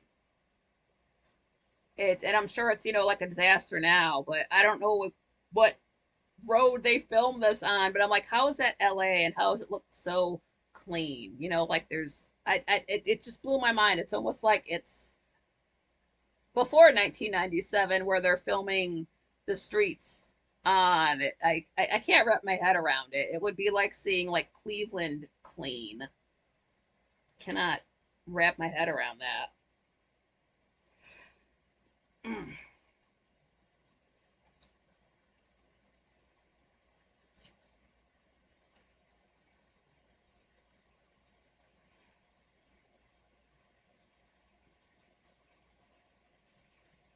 And then this was also, oh goodness, where did I even watch this at?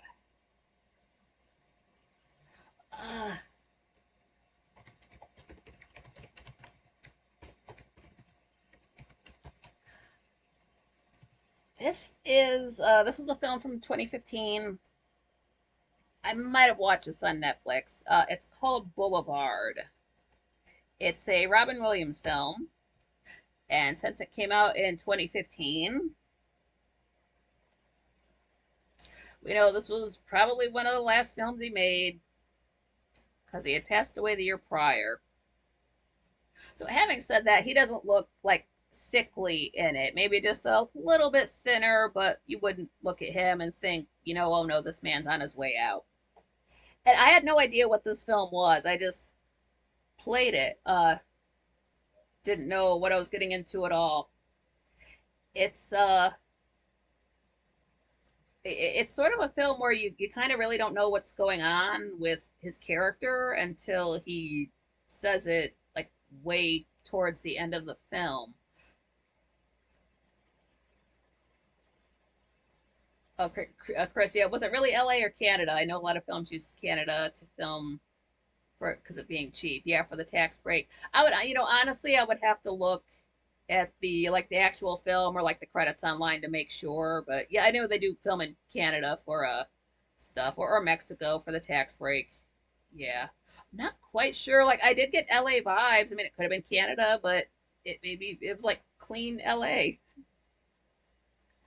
So Boulevard, I'm struggle to remember a little bit. Not a lot really happens. This it's Robin Williams. He's got this a wife. Like, it's just him and his wife, no children. He goes to like a nursing home to go visit his father, and like the father must have had like a stroke or something. He can't speak, but he can like look around and respond and gesture and stuff. He just does not talk. And it just like this guy just kind of living a quiet life. He works in a bank, and then his boss is like, "Hey, you've been working in the same position for like 26 years. You ever think about a raise, a promotion? Doing more, getting more out of this being here?" And he's kind of like, "No, I'm happy doing this." But then his boss kind of like pushes him into like, "Well, hey, I'm gonna talk to my boss, and you'll sit down to dinner with him, and we'll see about like getting him to be a manager of his own branch of the bank, something like that." And he's just kind of nods along with it, like that's okay.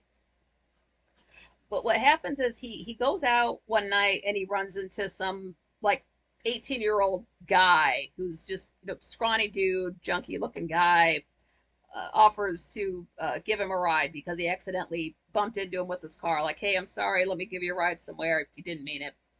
And so this kid's sitting in the car, like, it's like, well, what do you want to do? You want me to blow you, or do you want me to? And Bob Williams is kind of like, "I just want to give you a ride to where you're going. I don't want to do anything with you." And the kid kind of guy doesn't kind of understand. He's because he's I understood that. I'm like, "Oh no, this is a male prostitute, so he thinks Robin Williams picked him up for sex." And I'm like, "Oh no, what is this film about?"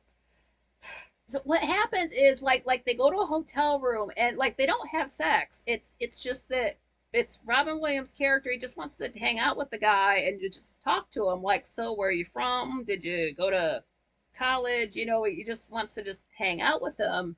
And the guy's kind of weird about it. He's like, "What, do you want me to get naked? Do you want me to touch you? Do you want me to?" And Williams is like, "No, I just want to talk to you. Just, do you want a glass of water? You want to sit down?" It's very odd for the young guy because he's just used to being, used. But Robin Williams' character is looking him at more like a friend in a weird way. Like, "Hey, I got you a phone so you can give me a call and we can just spend time together. Like, nothing sexual, just hanging out." And so there he is. He's up all night with his phone. He's waiting for this guy to call him. So he like falls asleep. He wakes up late for work. So he's scrambling and like his life just falls apart because he wants to hang out with this young guy. Again, nothing sexual. They're just hanging out together. And then, you find like this kid's in trouble. His pimp is beating him up because he's not bringing in enough money. Um, that kind of things.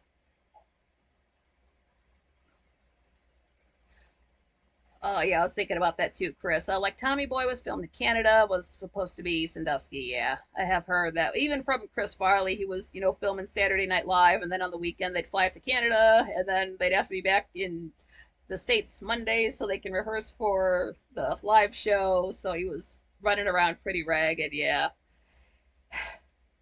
and then like the best thing in Tommy Boy, when not the best thing, but one of the scenes everybody knows, it's after the father passes away, and it's Chris Farley's kind of like sitting there on the loading dock, and he's all by himself. It's the middle of the day, and he's kind of sitting there. He's sad. He's not crying, but he's sad.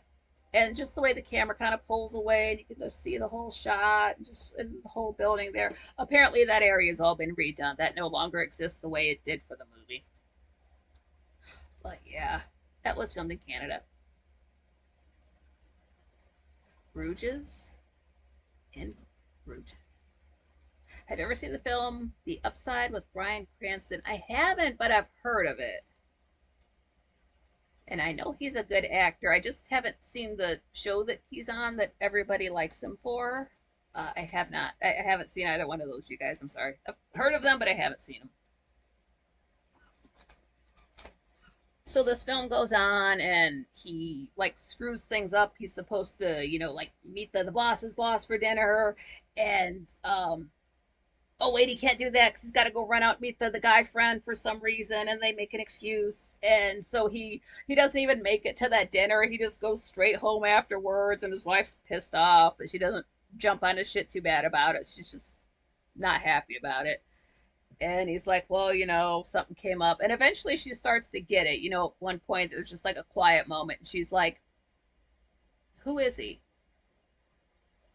And he's like, what? Kind of tried to play it off. So it's like, oh no, does she know that he is likes to spend time with guys? How long have they been married? Like, oh no, is she a fag hag? What's really going on here?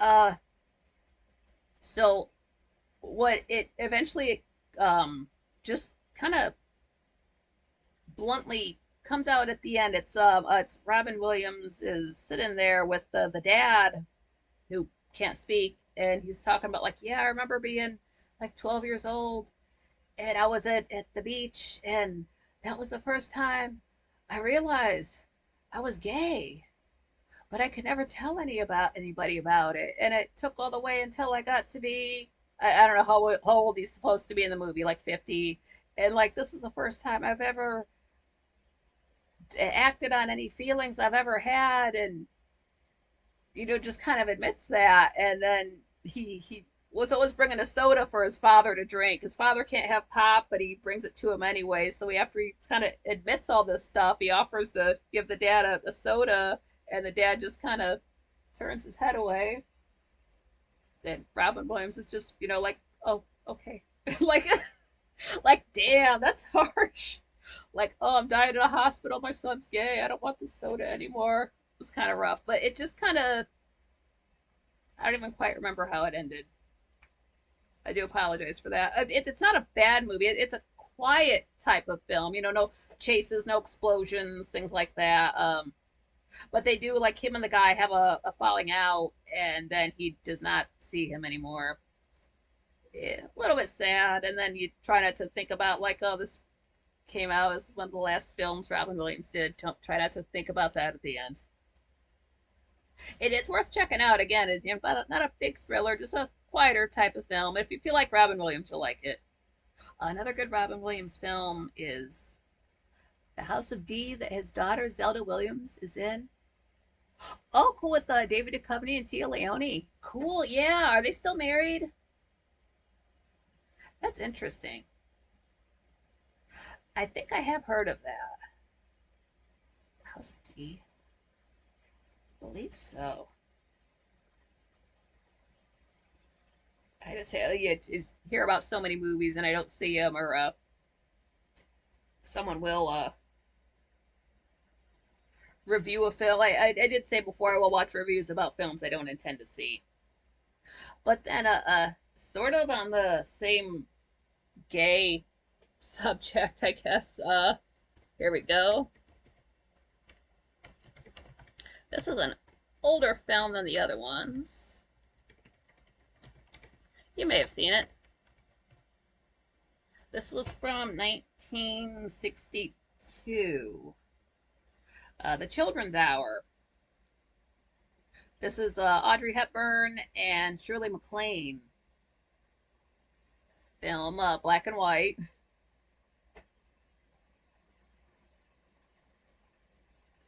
Oh, Chris is saying that Robin Williams played a mentally challenged guy. Another good Robin Williams film was a Jack review.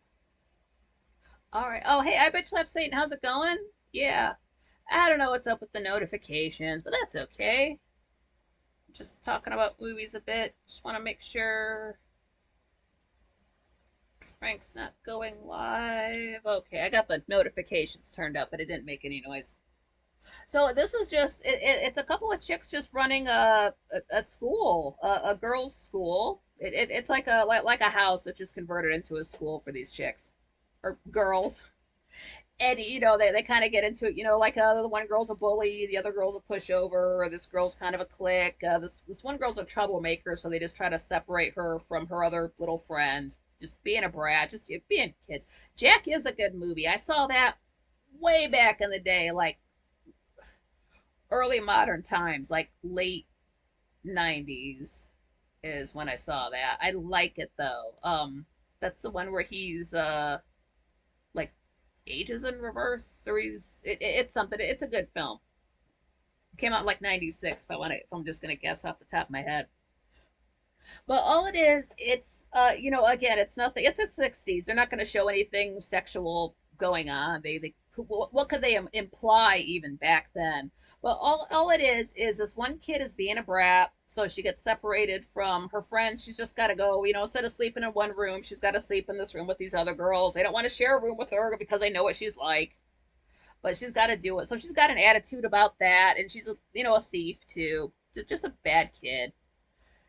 And so all it is, it's like one night, it's like Shirley MacLaine is like maybe ironing, and then Audrey Hepburn is just like comes into I don't know, grab towels or something. That just happens to like go in a room, like they chat for a few minutes, and like the door's open a little bit. Everybody's dressed, but the one little girl kind of like notices that happening one night.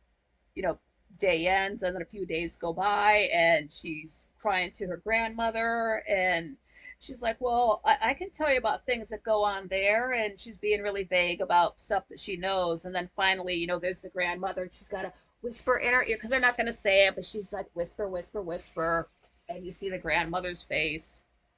And then so it kind of the next thing you know, the girls everyone's one by one. There's a phone call. Hey, I'm gonna pick up my daughter from the school. We're just taking her out early. Phone rings again. Hey, we're picking up our daughter early for vacation. Like this just keeps happening. These girls just get pulled out one by one.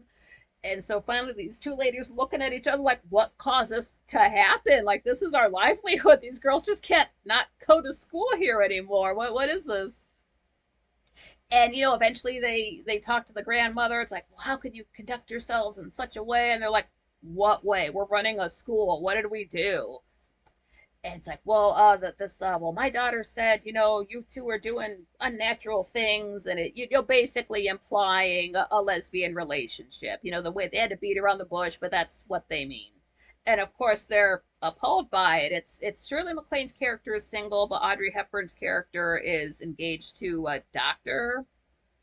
So that's where their marital statuses are in the film. So they don't understand where this is coming from. They have known each other most of their lives and have been friends most of their lives, so they don't understand where this is coming from. Hear their livelihoods going out the door. Talk to the grandmother, get to the little girl, had said what she saw, and then like the women, the adults were like, you're just gonna take what a little girl said one time and destroy our lives, basically. Well, you shouldn't do what you were doing. It's like, we weren't doing anything. It is rather frustrating, but once the cat's out of the bag, you can't stop it. And it sort of gets into like their lives are kind of falling apart. Like, how did we get this way? People are like driving by and stopping and staring, like, look at the lesbian couple. They're the freaks in town now. So their lives are just, like they were like nice one day, and then here it's like a month later, who knows, and it's just falling apart. And like it's like Audrey Hepburn wanted to like hook up with this doctor. She's like, I want to have a baby with you like in a year. And they're like, he's like, okay, fine, we'll do that. And then suddenly it becomes like, you know what? Hey, let's just you and me, and we'll take your friend, and the three of us will just go to another place. And she's like, cool. And he's like, yeah. And then like maybe in like 3 years we can have a kid. And then she's like, wait a minute, what? Because you were just saying before we could have a kid basically after we got married. What's this 3 year stuff? And he's like, well, I gotta he's a doctor. He's like, well, I gotta reestablish my practice. I got it. He's being practical about it. And she's just not. And that kind of she's sort of thinking like, well, I don't want to bring this guy down with my drama. I'd rather like leave him alone and be by myself than just wrap him up in what's going on with me and my friend. Because they are friends, they are best friends.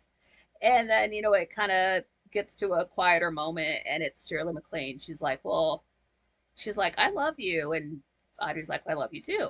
And she's like, well, like, I've always loved you. And I've always, kind of basically admitting that she's always had these feelings for her girlfriend basically her whole life, but, she would never act on them, those kind of feelings, that kind of a thing. She explains herself better than I can. Um, so that they kind of like get on kind of just put it all on the table, like, well, like, yeah, I got these feelings, but of course I would never act on them. You're my friend, and that kind of thing, and I know you're not into that. And I didn't kind of know where the film was going with this. I'm like, okay, somebody admitted they were gay. Is that the point of this film? Like, that's not a big deal. But then it gets to, like, I kind of got a weird vibe because it's like the middle of the day, like early morning, like before noon, and they're in Shirley MacLaine's room, and Audrey's talking to her, and Shirley's like, well, I just want to like lay down and just take a nap. I'm tired today. I just don't want to deal with it. Well, we'll talk about whatever we're gonna do. We'll talk about moving away tomorrow. I just want to sleep. So Audrey's like, okay, well, I gotta go mail a letter, so I'll just talk to you later. She's like, cool, whatever. So there's Audrey. She leaves the house, goes walking down the way, goes down, puts the letter in the mailbox, and then turns around. She's walking back, and I think it's Shirley MacLaine's mother. There's an older female character in there. I believe that's who she is. She kind of, Audrey's way far away. She's walking back to the house. Well, this lady comes out to the front door. She's like, collar to her, like, hey, have you seen whatever the girl character's name is, Shirley MacLaine? Hey, have you seen her? And Audrey's just like, no. And the woman's like, oh, and she goes back inside. But then Audrey's walking back to the house, and she's kind of thinking, just walking at a normal pace. And then I start thinking, I'm like, hold on, you just saw this chick inside. She said she was going to go to sleep. And now this other chick comes out talking about, I can't find her. I'm thinking that. And there's Audrey, and she's like slowly looking more panicked and starting to walk faster. And I'm like, oh shit, she's thinking the same thing I'm thinking. Huh. So she gets inside. She's booking it. She knows what's going on. She knows what she's going to see. I know what she's going to see. She runs in the house. She runs upstairs. She goes to the door. It's locked. So she breaks it down. Like, how's she going to break down this door? But she breaks it down. And then I don't know if this is exactly, this is the way I remember it, because they can't quite show it. I think this is how they showed it, but they, door bursts open where the camera's inside the room. We can see Audrey, but what we can also see is a tipped over chair. And I do recall one of the shots, you could see like the beams in the ceiling, and basically this lady hung herself. R.I.P. That film got real at the end. I did not expect that. Yeah, so, I guess don't start rumors. Really good film despite the ending. Yeah, definitely, that one was, on, Tubi. Absolutely. Yeah, Chris, yeah, talking about, Jack, the film. It's when, Robin Williams' character, he grew older fast. I bet you Slap Satan, born in '68, was not allowed to watch TV back then. Your mama told me it was called the idiot box for a reason. Yeah, yeah. Most of it is. Not gonna lie. Oh, you saw Jack in theaters? Oh, that is so cool. I bet you Slap Satan. Yeah, I love Shirley and Hepburn. Yeah, they're very good. I haven't seen Shirley MacLaine in a lot of stuff, but don't I don't have a problem with her. She's fine by me. Oh, good. Yeah, I found it. Gonna watch it later. Yeah, very interesting. I did not know it was gonna go that way, but yeah, happens, unfortunately. It kind of got to a point like, well, what else can you do in that situation? You can move away or, unfortunately, take another way out. And, like back then, too, I'm sure they probably try to, oh, you'll be in homosexuality as a sin, and all you people should just kill yourselves because there's no place for you. Like I'm sure they're trying to send a message with that. Don't get me wrong. It wasn't just drama for the sake of drama. Good film, though. Very good film. Very well acted. Oh, the picture of Dorian Gray sells his soul to the devil so he doesn't age. Now, by doesn't age, does that just mean like you're immortal and you always look 25, or you just look 25 until you're 90 and then you die anyway? Like, explain the immortality part because that's the devil's in the details. That's where he's gonna get you. Like, you're gonna look 50 for the next 50 years, and then you're just gonna. I don't know how that would work. I'm not the devil. I don't make those kind of deals. Propaganda for the times. I bitch slap Satan. Yeah, yeah, probably.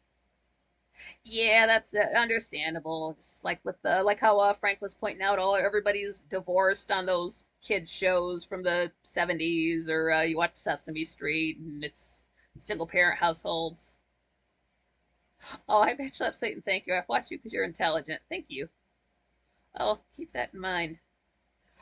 Uh, any other films, or I didn't cover every film I've seen, but that's okay. That's just the most of it. Um, all right. Anything you guys have seen, or film recommendations? Uh, I do like the yeah. Chris is saying I remember seeing the OG Twister movie at the State Theater. And the Rugrats movie at the State Theater. Yeah, I remember going to see Twister. We saw it. I don't know if we saw it twice, but one of the times we sat in the very front row and watched it like this, and it didn't hurt our necks because we were children. But that was great. We saw Twister. That was like what, 96 or 97, and then I know I did watch the Rugrats movie. I was a huge Rugrats fan. Tommy Pickles is amazing, and like the chick does her does Tommy's voice, and she's a country singer, or at least she was. It's E.G. Daily. That's it. I was gonna say different. I won't say what I was gonna say. Yeah. Now, State Theater, I saw Carrot Top perform there, doing his thing maybe once or twice. And then the last time I saw The Mummy was at the State Theater. I think that's the only time I watched it and ate popcorn. At any other time I went to the theater, I did not buy popcorn. Dad and I was up in the balcony of the State Theater. Sounded wicked up there. I forgot they have a balcony. Oh, He Doesn't Age, the picture does. Yeah, written by Oscar Wilde. Yeah. I've got to get into that. That sounds like that they use something like that in Dark Shadows, I believe. They use it for a character I really don't care for, I think. That's why I don't can't quite recall it. And then I did watch, I'm not going to talk about it here because it deserves its own review, but I did finally watch House of Dark Shadows. Um, let me see if I can give you a quick review of it without spoiling it. Hold on. I try to write just one line about it. I just have it saved in an awkward place. Here we go. Take a drink of water. Like, it's so dramatic. House of Dark Shadows, 1970. Quick review. Dark Shadows speed run, any percent.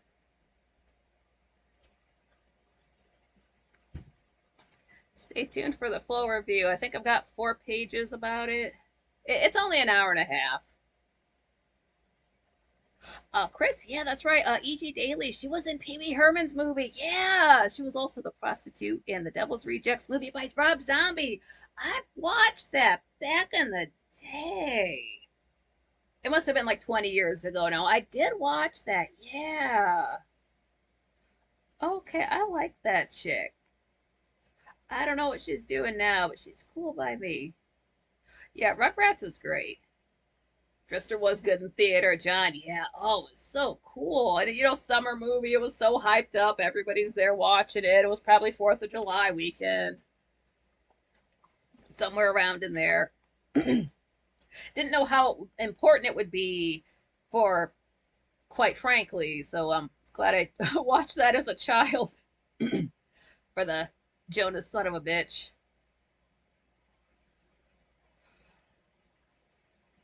And then I don't know. It's hard to say about any. Like, of course, I do have to watch Night of Dark Shadows. And I'm thinking the Sunday upload might not be a video. It may be a short. I don't know if I can schedule those, so I'll mess with that tomorrow before noon. So we'll see.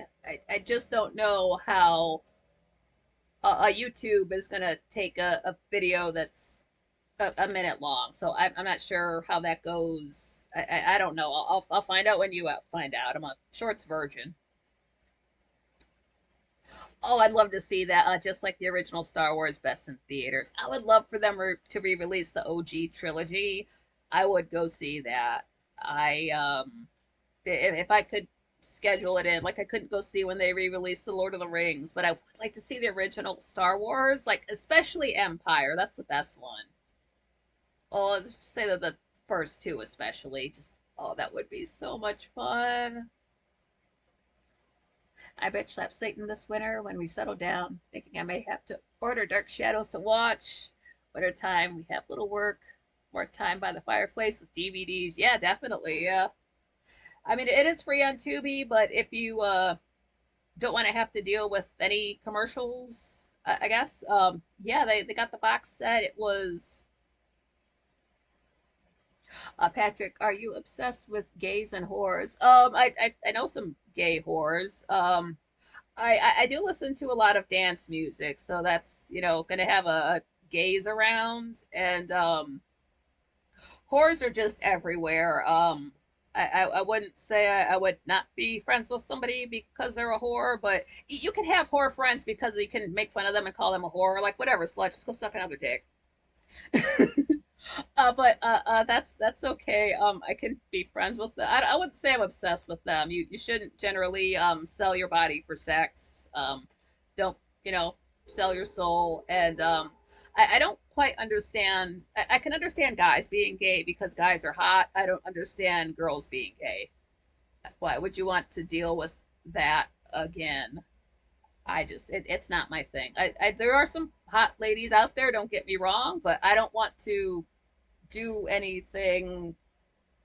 I don't want to touch them or put things inside them or stuff. It's just not my thing. Some like lesbians like me, but I don't like them in return. They can't do anything for me. I don't need to move right now, so I don't need to borrow your truck. Uh, I I do know some lesbians. I'm not saying they're bad people or anything. They're just people. They just happen to like girls, so I don't know what to talk to them about. Like, do you think she's hot? Do you think she's hot? I don't know. Oh, John Rogers saying I saw it when it originally came out. Star Wars. Yeah, I bitch slapped Satan. Star Wars original, the OT. Chris is saying when they do the Rocky Horror Picture Show in theaters, that's a blast. They did that at the State Theater once. Oh, and took the whole band to have the actors on stage. People running through the crowd, people dressed up, gave us a goodie bag, let us trash the theater. Oh, yeah, that's one movie where you have to you go nuts when you watch it. You don't just sit there, you experience it. That would be scary if I didn't know the film already. I bet Slap Satan, 8th Street Playhouse in Soho, NYC. Perfect plays. Oh, I want to go to more plays. I haven't seen very many plays at all. I don't know much about theater. I would like to know more. Uh, I didn't know Cats was such a weird musical. Like I know the song Memory, so it's like cool. This like the rest of it is like this, right? No, it's odd. One good thing about gays is you get an extended wardrobe, Chris is saying. Yeah. Well, see, with gay guys, like we like the same kind of music and we can talk about guys, so that just works out. It's like, listen to this Lady Gaga remix. Do you think he's hot? Hell yeah. Dude, me too. Oh, I'm glad you guys went had a extra couple hours on a Saturday to hang out. Anything I didn't uh, touch on we can bring up in the last couple of minutes? I don't think anybody went live. I didn't hear anything. No. And then next week is just a regular Frankly week as of right now. I don't know, it always happens where, because I don't know Frank's schedule until, like, I know when Frank's off when you guys find out. So it was last Monday, and Frank's like, yeah, I'm off Friday. I was like, tweet. So I didn't know I was working an extra day this week. I find out when you guys find out. So it's like I kind of feel like I'm on call, but I like going live, so I'm not complaining at all. So the good thing is we got this next week coming up. We get through all of that, and then right about the 27th, this Mercury retrograde ends, and we'll be in Virgo. Oh, the year is almost over. Let's see. Yeah. So it doesn't look like anything too weird's gonna be happening. Yeah, Rocky Horror, 8th Street Playhouse, Fire, NYC, baby. I think now with good films, as they do it to death, Star Wars is 8 now, I think. Yeah, it's they don't they're just like Disney, just churning out content for the sake of content. They're not thinking about the quality at all. So it's like that's why I do like those older films. You go back and watch, like say Mae West films. Like the side characters are not just there to say stuff. Like they are actual characters. I like that about older films. I don't know when they stopped doing that, but you do watch older movies and it's not just main character male, main character female. It's like they do consider the rest of the cast. They are important to the story.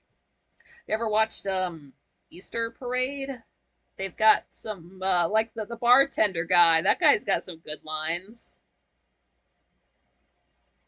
No spoilers. I'd like to watch that for Easter. I couldn't do it one year, but I did watch it this year for Easter. Check out Easter Parade. It doesn't even matter if you're religious or not. That doesn't have anything to do with it. It's dancing and good songs and Judy Garland.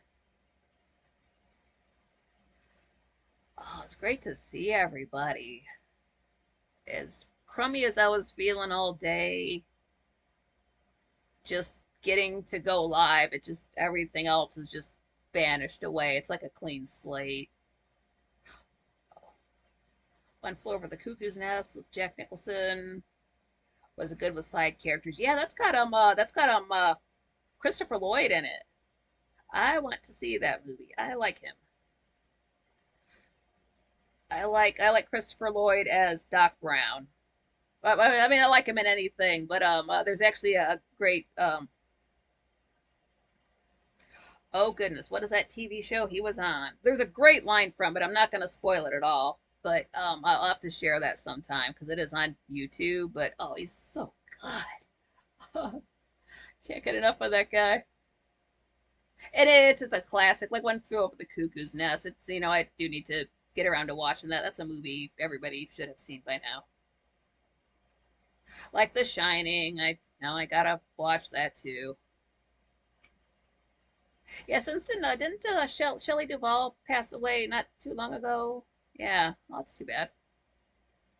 And I mean, when it's your time, it's your time. You had a good long life, so it's not quite that sad. But it's still like everybody usually people leave other folks behind, so when somebody does pass away I kind of feel more bad for their like family friends that will miss them. Or like because the actual person, they're okay now, they're fine, they're in a better place. It's just whatever they left behind, that's what I feel bad for. Gotta pick up the pieces and move on.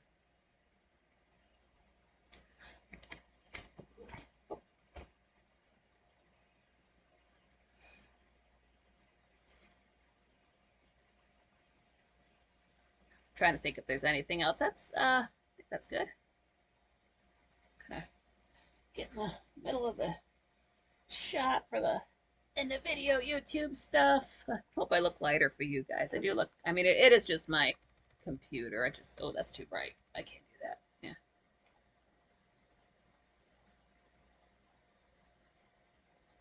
Yeah, thanks, Patrick. Have a great rest of your weekend, everyone. Yeah, you too. Christopher Lloyd was good in The Page Master. Oh, I gotta see that. Watch The Shining and look up Shelley's psychological damage and the stress from making the film. Yeah, dude, they were mean to her. That it's not just they stressed that poor lady out so bad. Like she's freaking out and jangly like that because that's how it was. They put her through hell for that. It's uh anything you can watch about the Shining is quite good. It's stuff on YouTube. Check it out. If you have seen the movie, it's probably better. I have not seen the movie and I've watched so much about it. All work and no play makes Homer something something. So enjoy your Sunday, and then we will get to well, it'll be feel like 3 days for me, but it's just one day, and then we get to go back to quite frankly and do the Monday through Friday thing. So smash the like button if you haven't already. And always support all of your favorite content creators, likes, shares, comments, maybe even mentions, all that stuff looks good for the channel. It just makes YouTube know that you like seeing folks like me and folks like Frank around. And I wonder who the person is for Frank's channel who looks at his analytics. I wonder if he does that himself or if somebody else does that. I don't need to know that. I just like low key wonder about that. Same with Gray. Like whose job is to, does anybody even look at that stuff?